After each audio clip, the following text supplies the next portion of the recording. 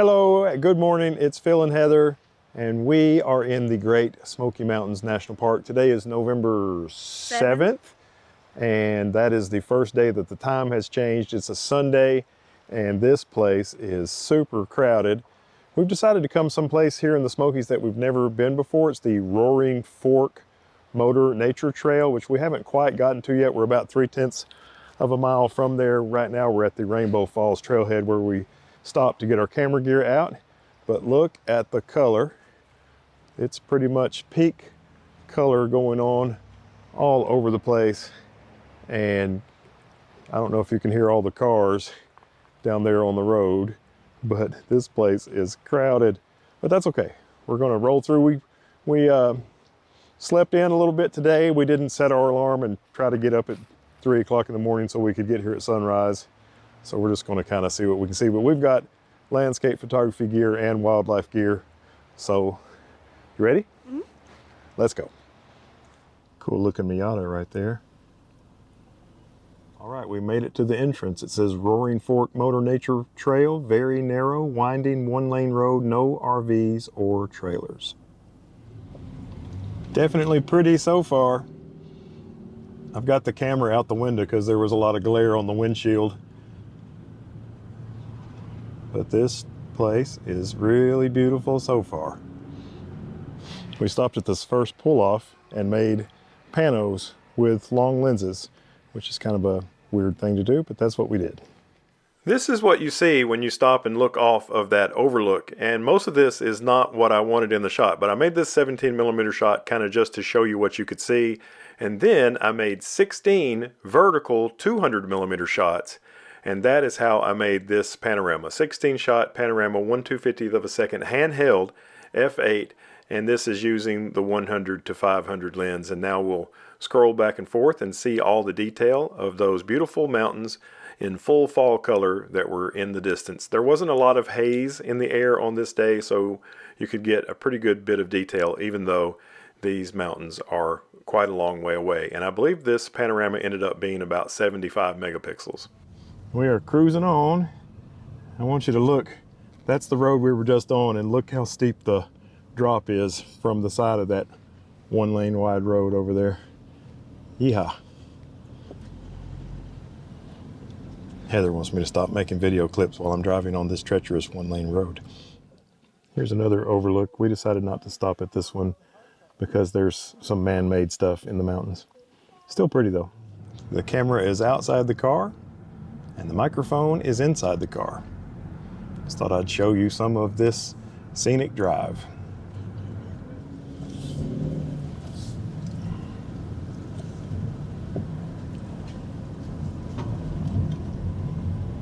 That is a Rivian truck parked on the side of the road.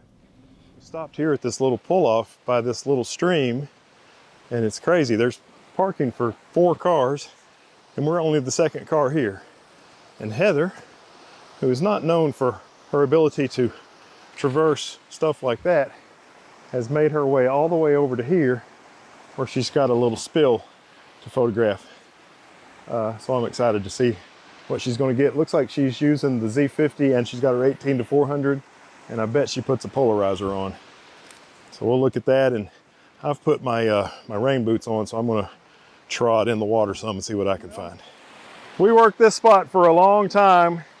Heather worked it from her spot. I put on my rain boots and I worked it from over here and up there, and right there's my tripod in the water.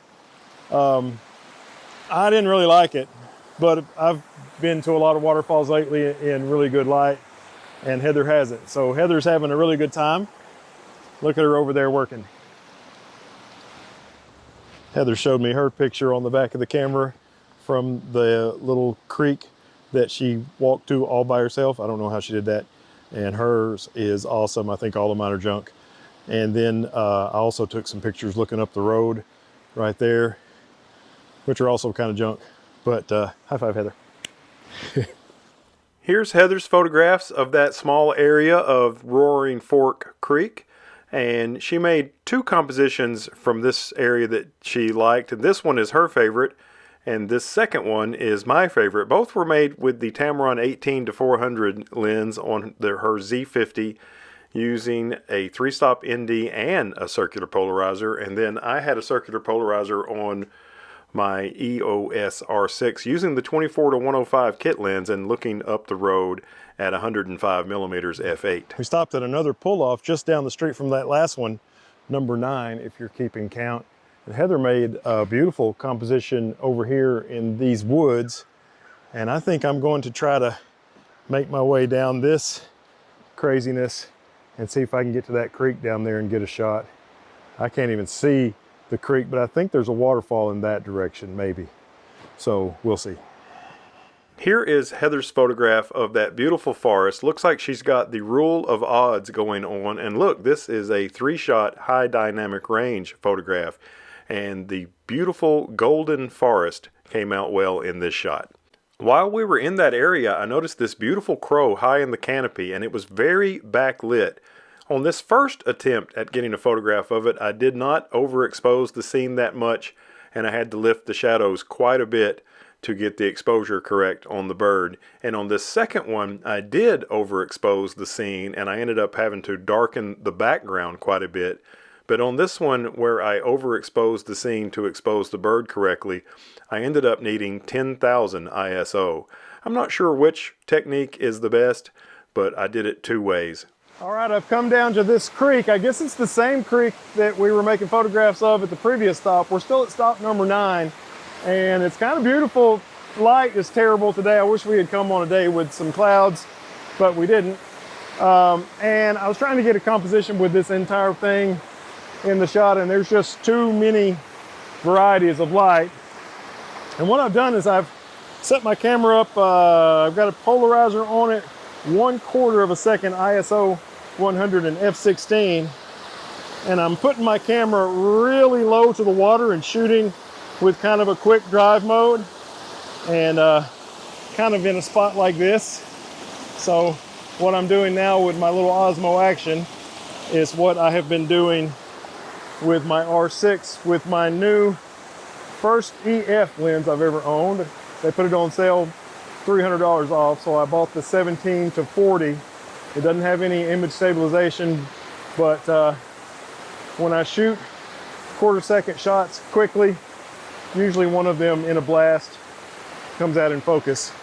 And I just noticed that my polarizer had water all over it, so I dried it, made this video clip, and I'm going to shoot some more.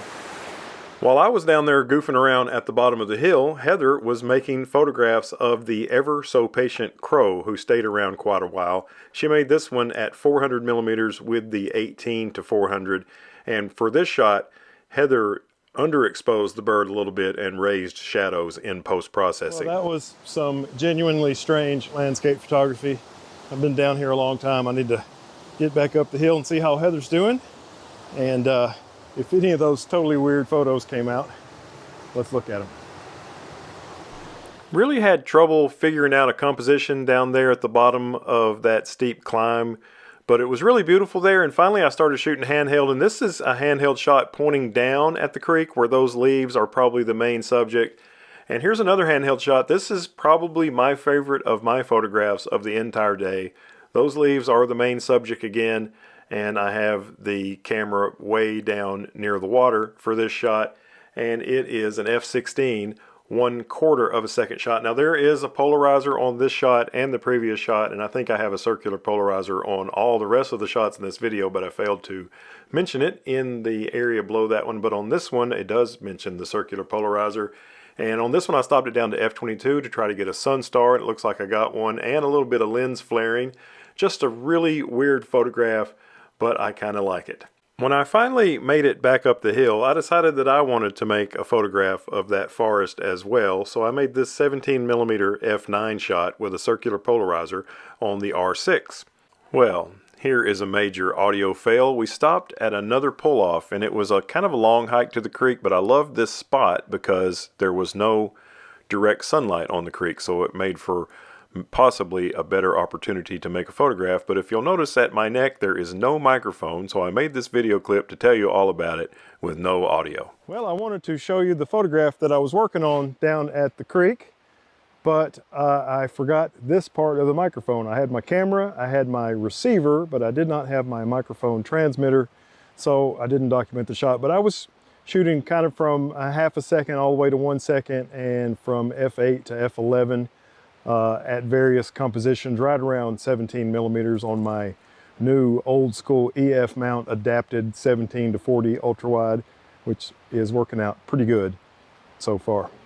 All of my photos at the previous location were handheld, but here I am sensibly on a tripod. And what a beautiful area. It was nice to find a spot with no direct sun kind of making hot spots and messing up the shot. And I really enjoyed making this one. All right, we found another pull-off, number 13, that is close enough to the creek where Heather can get to it. And it's relatively shaded for the most part. So I think she's going to be able to get a composition without too much harsh light in it. So she is working from right here, looking up the creek. And I don't know where I'm going to go. I'm going to work from somewhere around here. But what Heather does is she stays in one spot and just works and works until she gets it absolutely perfect. And I don't have the patience for that. I work until I get it pretty good, and then I move to another spot.